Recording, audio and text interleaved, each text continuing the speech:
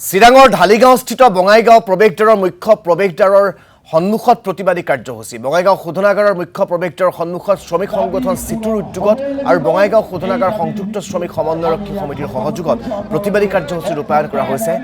ভাৰতীয় তেল নিগমৰ থলুৱা শ্ৰমিক বিৰোধী নীতিৰ বিৰুদ্ধে উত্তাল প্ৰতিবাদ সাব্যস্ত কৰিছে চিটুৰ কৰ্মকৰ্তা সদস্য বিষয়ববীয়াসকলে।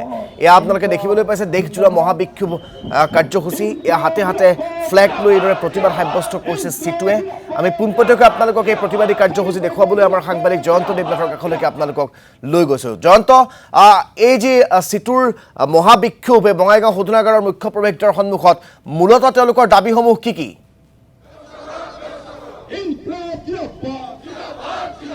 হয়, ক'ব লাগিব আজি সমগ্ৰ দেশৰ লগতে চিৰাং জিলাৰ ঢালিগাঁৱতো দেখিবলৈ পোৱা গৈছে যে শ্ৰমিক সংগঠন চিটু আৰু বঙাইগাঁও শোধনাগাৰ সংযুক্ত শ্ৰমিক সমন্বয়ৰক্ষী সমাজত এক বিক্ষোভ মহাবিক্ষোভ কাৰ্যসূচী ৰূপায়ণ কৰি থকা হৈছে।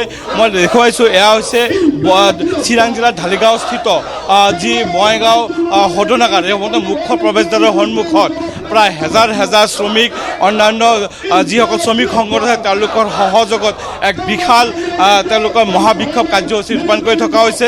আৰু বিশেষকৈ আজিৰ যি চিটুৰ উদ্যোগত যে সমগ্ৰ দেশজুৰি বিজেপি চৰকাৰৰ শ্ৰমিক কৃষক জনবিৰোধী নীতি আৰু সাম্প্ৰদায়িক ৰাজনীতিৰ বিৰুদ্ধে তেওঁলোকে যি মহাবিক্ষোভ কাৰ্যসূচী ৰূপায়ণ কৰিছে তাৰে লগত সংগতি ৰাখি আজি বঙাইগাঁও শোধনাগাৰৰ যি সংযুক্ত শ্ৰমিক ঐক্য মঞ্চ তেওঁলোকেও আজি এই সমাজৰ লগত তেওঁলোকে কাৰ্যসূচী ৰূপায়ণ কৰিছে। কাৰণ তেওঁলোকে দীৰ্ঘদিনৰ পৰা ভাৰতীয় তেল নিগমৰ অধীনস্থ যি বঙাইগাঁও শোধনাগাৰ এই বঙাইগাঁও শোধনাগাৰৰ তেওঁলোকে যি শ্ৰমিক বিৰোধী নীতিৰ বিৰুদ্ধে তেওঁলোকে বিক্ষোভ প্ৰদৰ্শন কৰি প্ৰতিবাদী কাৰ্যসূচী কৰি আছিলে। আৰু মোৰ লগত উপস্থিত আছে চিটুৰ এগৰাকী নেতা, মই তেখেতৰ লগত বিচাৰিছোঁ কি ক'ব এই আপোনালোকৰ যি এই প্ৰতিবাদী কাৰ্যসূচী কিমান দিনৰ পৰা চলি থাকিব আৰু কেনেকৈ কিবা কিবা উপকৃত হ'ব নেকি আপোনালোকে বিজেপি চৰকাৰৰ নীতিৰ বিৰুদ্ধে? নিশ্চয়, আমি যিহেতু সংবিধান দিৱসৰ দিনাই আজিৰ এই কাৰ্যসূচী আপোনালোকে জানে ২৬ নৱেম্বৰ গোটেই দেশতে আজি চৰকাৰে সংবিধান দিৱস পালন কৰিবলৈ আহ্বান জনাইছে। আৰু অত্যন্ত দুখৰ কথা এই চৰকাৰে তেওঁলোকে যি সাধাৰণ শ্ৰমিক কৰ্মচাৰীৰ বিনিময়ত তেওঁলোকে আজি স্বাধীনতা লাভ কৰিছে ৭৫ বছৰ হৈ গ'ল।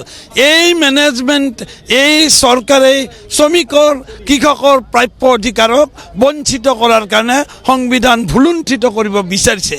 আমি অত্যন্ত আশাবাদী এই কাৰণেই যে আমি কোনো অগণতান্ত্ৰিক কাম কৰা নাই।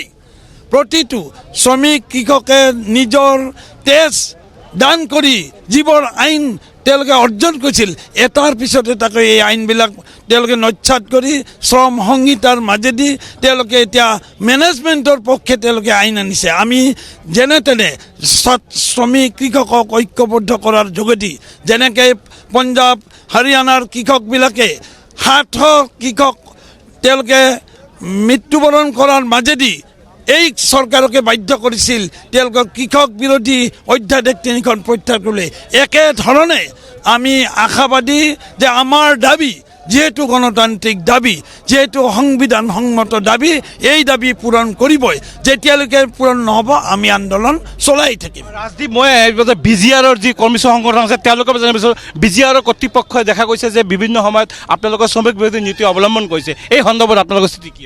আজি যি আমি প্ৰতি বাৰে আমি কৈ আহিছোঁ BGR মেনেজমেণ্টক কৈ আছোঁ আৰু আমাৰ RLCৰ লগতো 4বাৰ কৰি আমাৰ লগত চুক্তি প্ৰদান কৰিলে, কিন্তু সেই চুক্তি আজিলৈকে কোনো ধৰণৰ সাফল্য নকৰিলে।